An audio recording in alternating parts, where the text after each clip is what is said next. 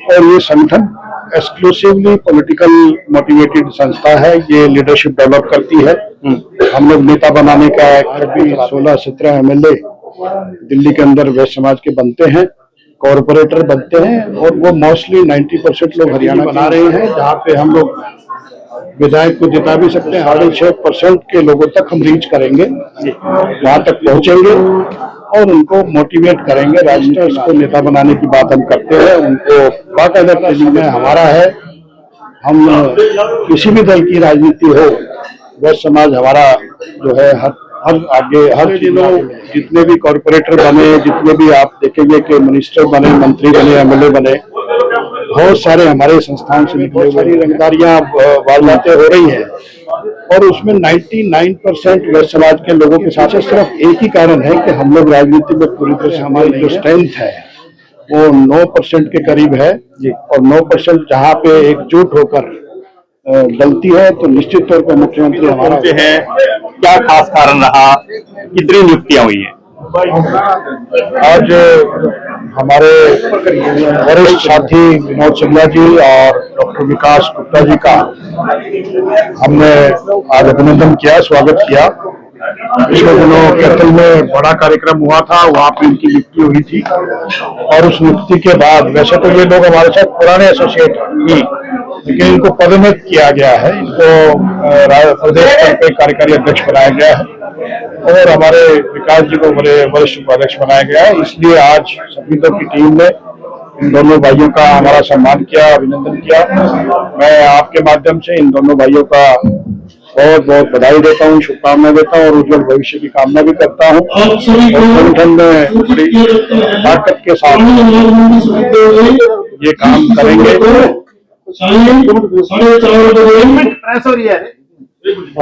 जी sir, बोलने दो तुम जी। तो बहुत बहुत इनको अभिनंदन, स्वागत इनका, और पूरे बहुत जोश आज सफीदों के सारे साथियों में था। इनका बहुत अभिनंदन हुआ, बहुत सम्मान हुआ। मैं भी हरियाणा की तरफ से इनका अभिनंदन करता हूँ, स्वागत करता हूँ। सर, वैसे समाज एक संपन्न समुदाय है और लगातार अगर पॉलिटिकल आप चर्चा करते हैं कि हम पिछड़ रहे हैं, क्या कारण मानते हैं? क्या जागरूकता की कमी है? हमारी लगभग 6.5% वोट है पूरे प्रदेश के अंदर और वो 32 सीटों पे वो एक जुटी हुई है और हम ये चाहते हैं कि हमारे लोगों को राजनीति में भागीदारी मिले, प्रतिनिधित्व मिले। और ये संगठन एक्सक्लूसिवली पॉलिटिकल मोटिवेटेड संस्था है। ये लीडरशिप डेवलप करती है। हम लोग नेता बनाने का एक फैक्ट्री चलाते हैं। हम लोग प्रदेश के अंदर 5-6 प्रोग्राम करते हैं वर्कशॉप के। यंगस्टर्स को नेता बनाने की बात हम करते हैं, उनको बाकायदा ट्रेनिंग देते हैं, उनको किस तरह से स्पीच देनी है, उनको किस तरह से उनका बॉडी लैंग्वेज देना चाहिए, किन मुद्दों को उन्होंने उठाना है।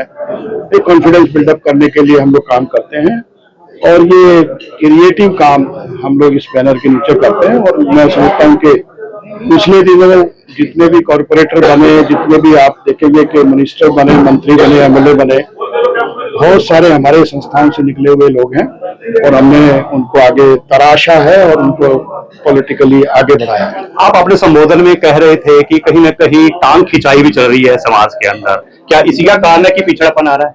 मैंने टांग खिंचाई का जिक्र नहीं किया। मैंने कहा कि समाज को एकजुट होकर हम लोगों को काम करना पड़ेगा। विभिन्न धड़ों में बट के दलगत राजनीति से ऊपर उठ के हमको काम करना पड़ेगा, क्योंकि यहाँ पे जिस तरह की एजुकेशन पॉलिटिकल पार्टियां देती है वर्कर्स को, कार्यकर्ताओं को, उससे वो पॉलिटिकल पार्टियां के इर्द गिर्द ही रह जाते हैं, जिससे हमारे लोगों का हास होता है।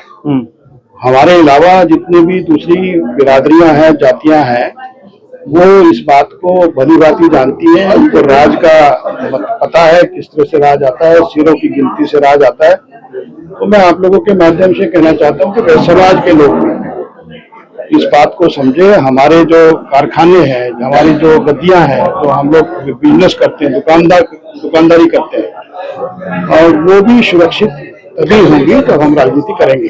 जी, आप देख रहे होंगे कि हरियाणा में बहुत सारी रंगदारियां, वारदातें हो रही हैं और उसमें 99% वैश्य समाज के लोगों के साथ ऐसा घटना घट रही है। अभी पिछले दिनों आपके नरवाना में भी जी ये घटना घटी इसके पीछे सिर्फ एक ही कारण है कि हम लोग राजनीति में पूरी तरह सक्रिय नहीं है।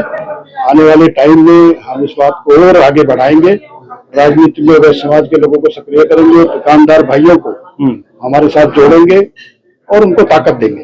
अशोक जी, 16 साल लगभग आपको हो गए संस्था बनाए हुए, लगभग 56,000 का आपने जिक्र किया कि हमारे कार्यकर्ता हो गए, कितना पॉजिटिव मैसेज मानते हैं? बहुत बहुत बड़ी बात है ये। मैं देश भर की बड़ी बड़ी अखिल भारतीय संस्थाओं में रहा हूँ, बड़े बड़े नेशनल लेवल के संस्थाओं में इतने सदस्य नहीं है जितने हमारे पास। हरियाणा में छोटा सा स्टेट है, उसके अंदर सदस्य हैं, और मैं समझता हूँ कि गांव-गांव के अंदर, घर-घर के अंदर हमने ये अभियान चलाया है। और अभी इसी वर्ष हमने एक घर एक सदस्य का अभियान अभी शुरुआत की थी कैथल से। पिछले वीक ही हमारे कैथल में बड़ा कार्यक्रम था, और आने वाले समय में लाखों की संख्या में जो हम लोग 6.5% का आंकड़ा देते हैं, तो 6.5% के लोगों तक हम रीच करेंगे, वहां तक पहुंचेंगे और उनको मोटिवेट करेंगे राजनीति में आने के लिए, उनको आगे बढ़ाएंगे। और आने वाला समय हमारा है, हम किसी भी दल की राजनीति हो, वैश्य समाज हमारा जो है हर चीज में आगे मिलेगा। सर, देश की राजधानी में लगभग 3 बार के मुख्यमंत्री अरविंद केजरीवाल रहे, अभी फिलहाल बीजेपी से रेखा गुप्ता है, क्या मानते हैं कि अच्छा मैसेज जा रहा है समाज के? इसका भी कारण वैश्य समाज के हरियाणा के लोग ही हैं।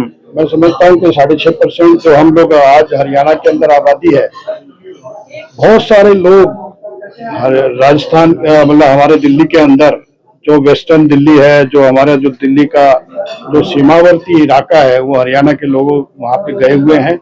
आज भी 16-17 MLA दिल्ली के अंदर वैश्य समाज के बनते हैं, कॉरपोरेटर बनते हैं, और वो मोस्टली 90% लोग हरियाणा के ही हैं जी। यहाँ से मोटिवेट होके जा रहे हैं। मैं समझता हूँ कि एक बड़ा मैसेज है, और वहां पे हमारी जो स्ट्रेंथ है वो 9% के करीब है जी। और 9% जहाँ पे एकजुट होकर गलती है तो निश्चित तौर पर मुख्यमंत्री हमारा हो जाता है।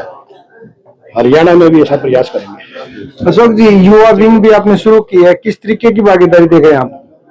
मैंने अभी बताया, युवा विंग जो हमारा है बहुत एक्टिव युवा विंग है।